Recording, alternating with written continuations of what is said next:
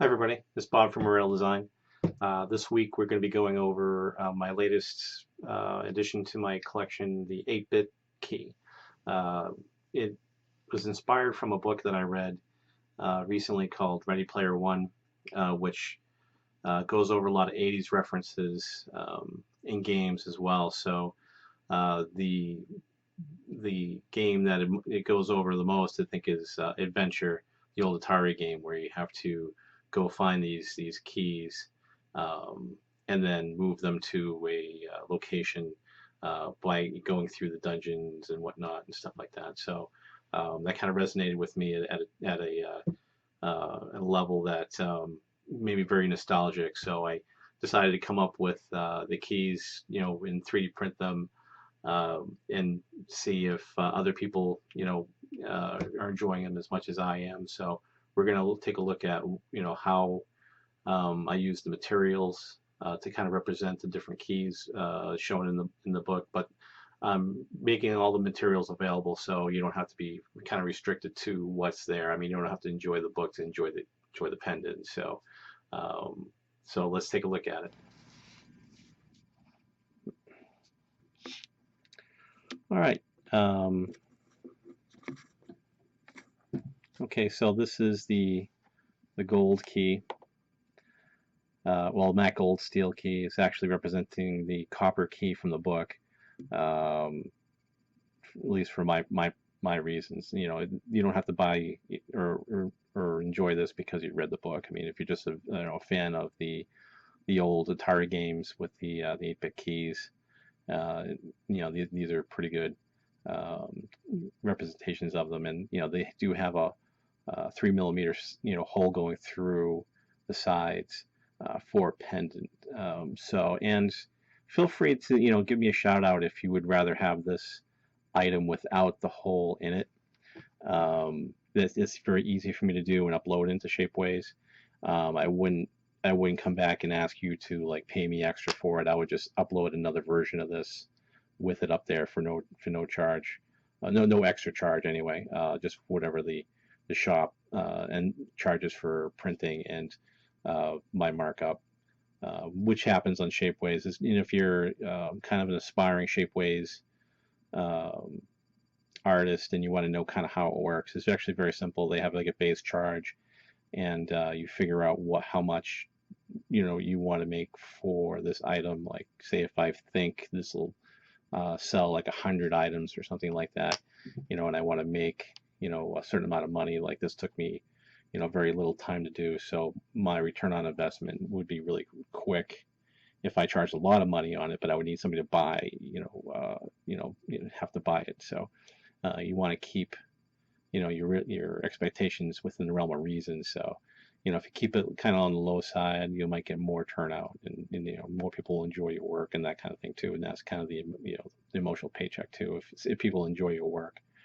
So so let's see how. Excuse me.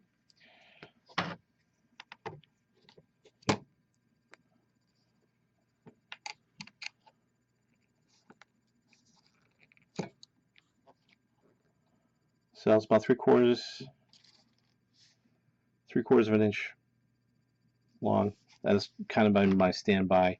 3/4 of an inch. It's just, for me, it's just big enough. I will be putting out some stuff that's bigger, but not smaller, because there is a minimum size on these things.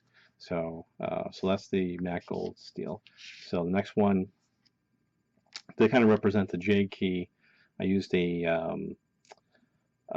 strong but flexible plastic in green. This is a nylon material that's been dyed. I think it's an equivalent to a nylon 6.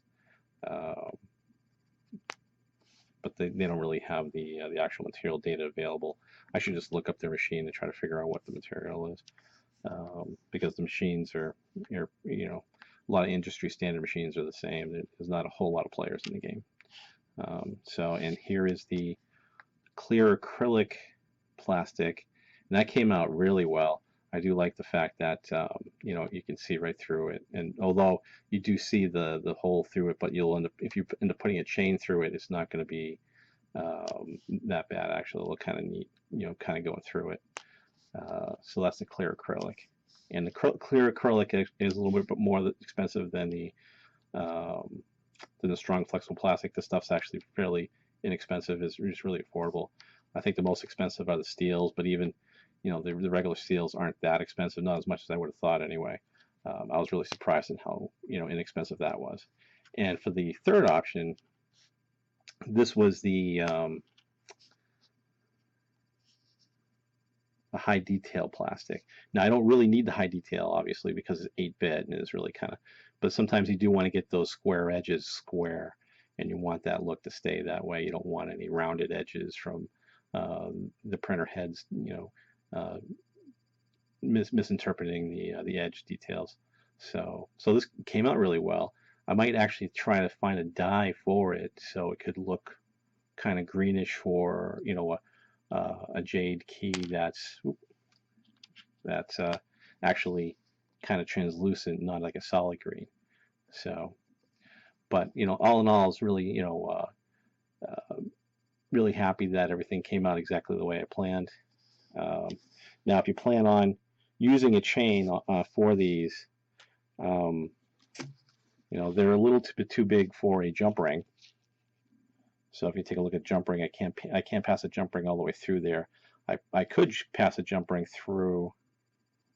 Maybe not even. I would need a bigger jump ring.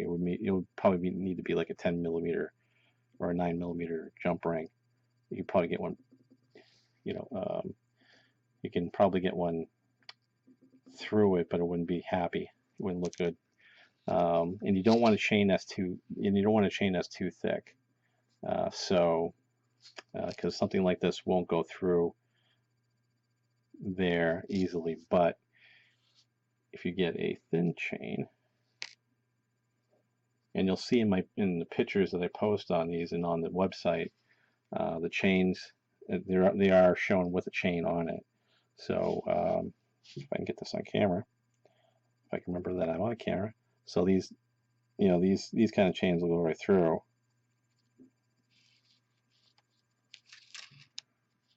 And that's how that would look for that. So, or if you're like me and you just, you're kind of a basic person, and I just you can get this kind of cord, it's like a hemp cord from Michaels or whatever, and that's what I use for my old Sun pendant, not old, but my previous design pendant. I just put a cord through it, and the cord's, the hemp cord's pretty cheap, and I can have whatever length I want, so it's pretty cool for me. And you would probably have, there's all kinds of things you could do, like you can have like a small chain from here to here and then branch off into like a bigger chain, or if you have like a bracelet that you want to put this on, you can do that too. If you do something like that, feel free to send me a picture or something like that, of whatever you use to use these to create items of your own. I'd love to see them. So this is the 8-bit key. Pretty simple stuff, but sometimes the simpler the idea, the better. So, I'm strongly recommending that people read Ready Player One because especially if you're an '80s child like myself. All right.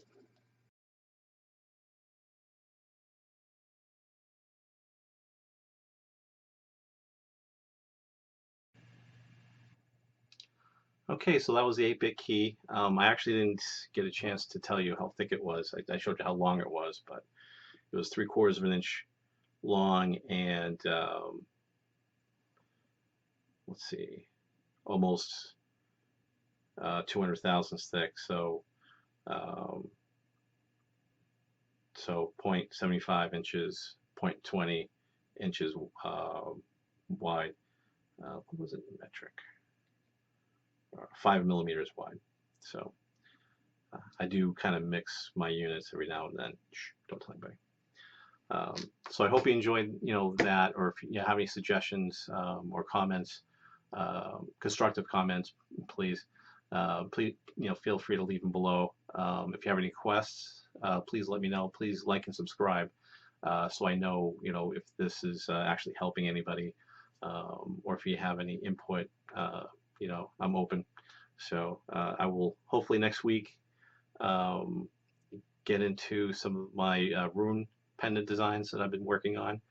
There are a lot of runes. I'm working on English runes, Anglo-Saxon runes. So there's a lot of them. So for me to get those designs up and running, it's taking me a lot longer than I thought. So and also, if you like this kind of format better, I know I've had like the macro red background for a while, um, but I have had some feedback on that. So kind of gone to an more open feel so that people can see what I'm working on. Hopefully, when I do Loot Crate unboxings and things like that, and hopefully this is more a welcoming atmosphere for everybody. So feel free to leave comments about that too. So thanks for watching, and I'll see you next week.